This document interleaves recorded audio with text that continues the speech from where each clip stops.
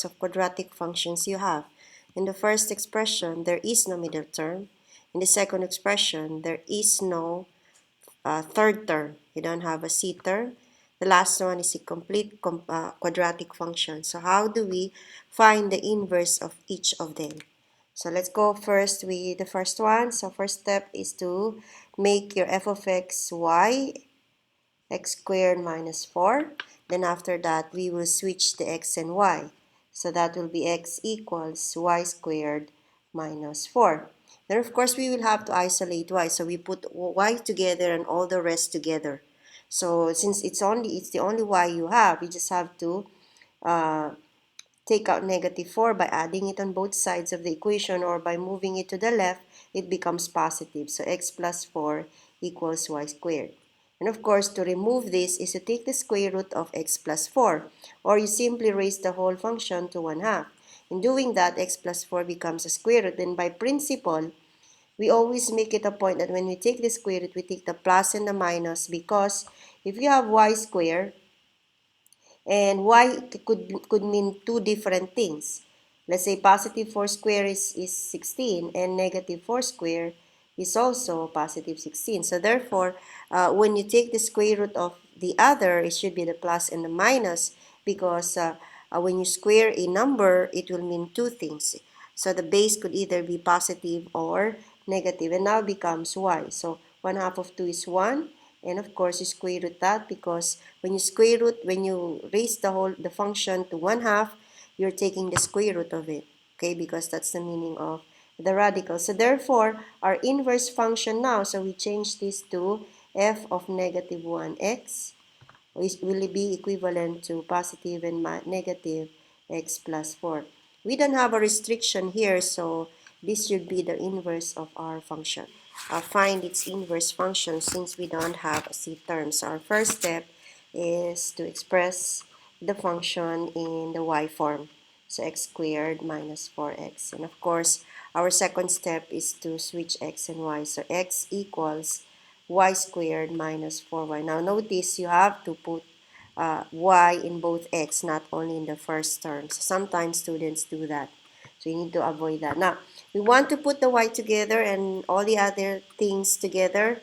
The y are already together, but our problem here really is to how to remove that square. So this process will require us to complete the square. And how do we do that? We just have to focus on the b term, which is 4, and then we will divide by 2, and it gives us 2. And after we divide by 2, we will square it, and then you will get 4. So this number can be added for this to be a perfect square, but you cannot only add it to the right side, you should also add it to the left side. So it should be x plus 4 equals y squared minus 4y plus 4. So you add it here, you also add it here. So you see, if I'm going to subtract 4 on both sides of the equation, it will go back to its original form. So you did not break any algebraic rule here. Now when we factor this, the rule for factoring a perfect square trinomial will give us a square of a binomial. So meaning to say, from 3 terms, it becomes 2 terms. So the square root of y squared is y, and the square root of 4 is 2, and then just follow the sign in minus 2, and then square it.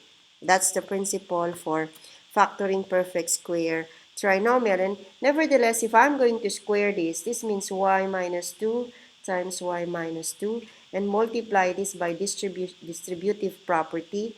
You get negative 2y,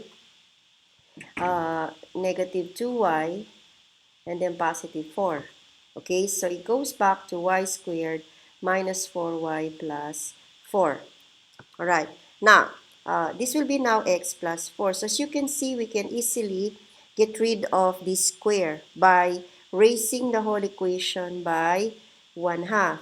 This one too. But remember, when you raise a number by 1/2, it means you're taking the square root of it. Remember that radicals are fractional exponents. So therefore, this will be the square root of x plus 4. But not only that, you should take the plus and minus.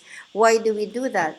Because if I have y squared, there are two different ways on which I can express y squared. Remember, when you're squaring a number, you multiply it by itself. If I have 4 squared, will be 16. If I have negative 4 squared, it will also give you 16. So it means that this means two things. The value of y here is either positive or negative. So it's only fitting that we put the plus and minus beside the square root of x plus 4. So this now becomes y minus 2, since half of 2 is 1. And so we can now isolate y by itself by adding 2 on both sides of the equation. And it gives us 2 plus and minus the square root of x plus 4 equals y. And so therefore, to express this as an inverse function is going to be the inverse function of x equals to plus and minus the square root of x plus 4. So by principle, you need to express it as like this. Otherwise, we might be thinking it's the same as our given function. So this is now the value. Quadratic function is expressed as complete terms by itself. You have an A term, you have a B term, and you have a C term. So what happens here? So again, we will follow the basic procedure in expressing inverse function. We express it as y function, x squared minus 4x minus 3. And of course, we will switch x and y. So this will be x equals y squared minus 4y minus 3. Again, both of them, not only the first term.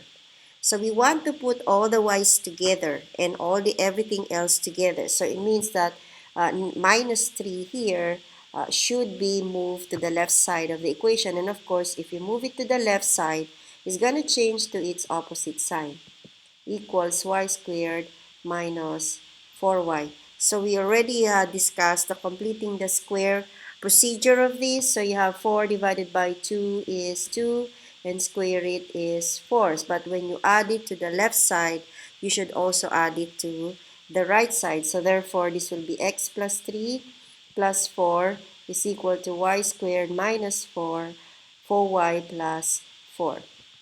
Alright, now this now becomes 7 because 3 plus 4 is 7. And of course, we know this already that the factor will be y minus 2 squared. And by the way, this is positive, this should also be plus. So you take the square root of 4, that's 2, and square root of y squared is y. So we are ready to get rid of this square by raising the whole equation to 1/2, each of them.